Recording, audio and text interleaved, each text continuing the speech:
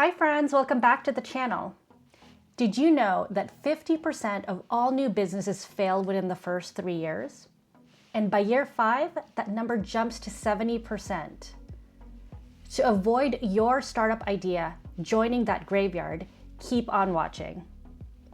Today I'm going to share 3 key concepts from the startup world to help you build and launch a passion project. And you can apply these same principles for future products down the road. Now, this will apply whether you are building a services business like coaching or consulting, or if you're building a physical product that you want to sell on Etsy or Amazon. Throughout the video, I will use YouTube as an example because that's what's top of mind for me. And in my earlier video, I talked about how YouTube is just like launching a new startup. If you missed it, I will link to it below as well as somewhere over here. Now let's get to it. I want to share 3 key concepts in the startup world. 1, a minimum viable product. 2, what is product market fit? I've been hearing a ton of people talk about this in my work setting, but also randomly online on YouTube. And then 3, this build, measure, learn feedback loop and why it's super important. I will be discussing these key concepts from the book, The Lean Startup, which a lot of startup founders have read and are applying to how they build their hypergrowth tech startups. And I want to apply that and share with you how I'm thinking of using it for my YouTube channel. Just some background of me. I'm Melissa. I am based in San Francisco and I have been in Silicon Valley for over 15 years. Currently, I am a marketer at a fintech startup. I've been a founder of multiple community-led startups, and one of them was actually a Lean Startup Company based on the concepts of this book. And what we did is teach entrepreneurs how to build better products using this methodology. So the first concept that I want to share is the MVP, or the minimum viable product. An MVP is a test that you can get out in front of your target customers to validate and prove that they want it. So typically an MVP will be a landing page where you try to pre-sell your product. There are sites like Kickstarter that have really been great and embodies what getting an MVP out means. So founders can now post their products onto Kickstarter, list it for sale, and start to generate revenue and interest from their target customers before they even start building anything. Now, the MVP will prove to the founders that the customer wants their product before they invest hundreds of thousands, if not millions of dollars, trying to produce this product. I think you can apply the same concept of building an MVP to your YouTube channel. Essentially, each video is a test or an MVP to prove whether or not your audience or your customers want your product. So with every video, you can test and see if the topic or the genre resonates with your audience. And you should also be testing whether or not you actually like creating videos on that topic. So there's often a tension between quality versus quantity.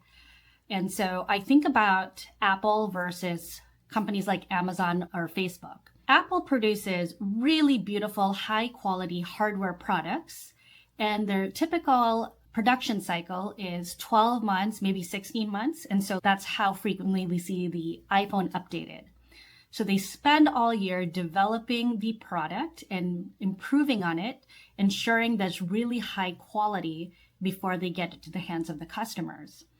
Now, when you think about Meta, Facebook, or Amazon, as well as other hypergrowth tech startups, they can afford to build features quickly, ship fast, and fail to see what works and what doesn't work.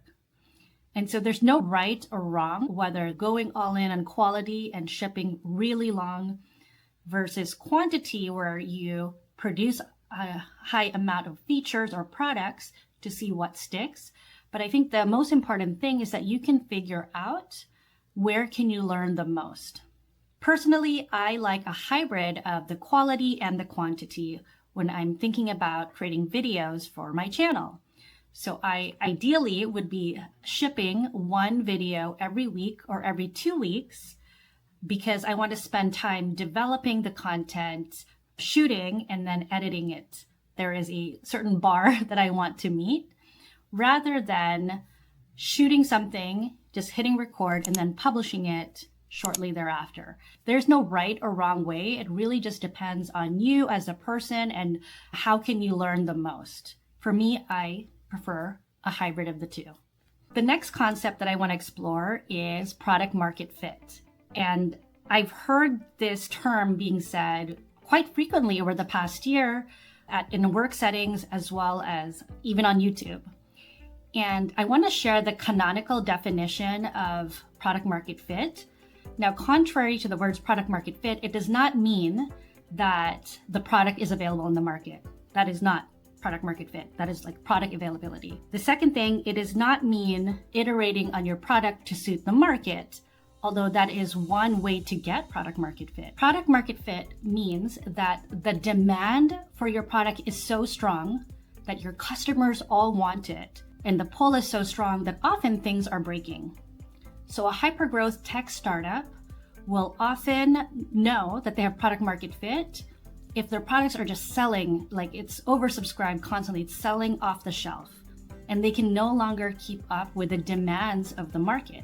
So it is having such strong pull that oftentimes you as a founder are overwhelmed with how do you ship fast enough to get this product in the hands of the customers. So applying this to YouTube, this is when a video goes viral. When things start to break, your website could crash because there are so many people on your website trying to buy the thing. Your customers are proactively using it, they're buying it and paying for it, and they're recommending it to others. There is a famous growth hacker in Silicon Valley called Sean Ellis, and he created a question which you can ask in a survey to your customers. And the question is, how disappointed would you be if you could no longer have access to this product? If 40% or more say they would be very disappointed if they could no longer access this product, then you have product market fit. But until you reach that 40% threshold, you really don't have it. I'll share an example of when I've experienced product market fit in my life. So I had mentioned that I was co-founder of Lean Startup Company, and we produced conferences starting in 2011, 2012. And the very first conference I was part of, we oversold this conference, and the ballroom in downtown San Francisco at the Intercontinental Hotel was so packed that people could not enter the ballroom, and it was just standing room only. And this ballroom was huge. It could fit 700, 800 people, but every single seat was taken, and then people were sitting on the floor and standing in the back of the room because they all wanted to be part of this movement and this experience. That's when we knew we had product market fit. We could not keep up with the demand and have enough seats to accommodate everybody who wanted to be part of that movement. So again, tying this back to your YouTube channel, you will know that you have product market fit if you have hundreds of thousands of people watching your videos, and just like you cannot keep up with the demand for your content. The final concept that I want to share is the build, measure, learn feedback loop. If you think about a circle, build, measure, learn, the first thing that you should be doing is building your MVP, a test to prove that your customers want your product. Build that. Measure, set some goals or metrics of how you're going to track whether or not your customers want that. And then once you can get some results, some data based on that test, you should be able to learn from it and iterate on your product. So this means constantly shipping and improving new features or new topics to adapt to what your customers want. So again, this should be a loop. You build the product, you set some goals and metrics to track whether or not the product is successful. And then the last piece here is to learn. But remember, this is iterative. So you should be going in a circle over and over. Once you've learned, you now apply what you've learned into product number 2. Then you build again.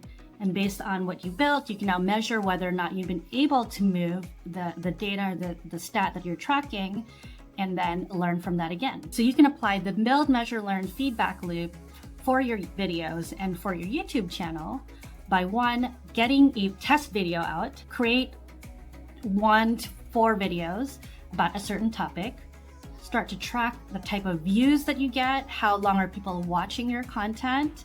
Are people leaving comments or feedback in your videos? And then once you can look at all of that information, apply what you've learned for the next set of videos that you're going to create. To summarize this and put it all together, there are 3 concepts that I'm going to be using from the startup world and applying it to my YouTube videos. One of them is building an MVP. It is seeing each video as a test and getting it in front of my audience to prove whether or not they want more of that content. 2 is to keep iterating and building until you get product market fit, until you have enough signal from your audience that is exactly what they want and what they want you to go all in on. And then 3rd, applying the build, measure, learn feedback loop to iterate and improve on every single video until you get to build a successful YouTube channel. I hope this was helpful, and I will see you at the next one. Bye.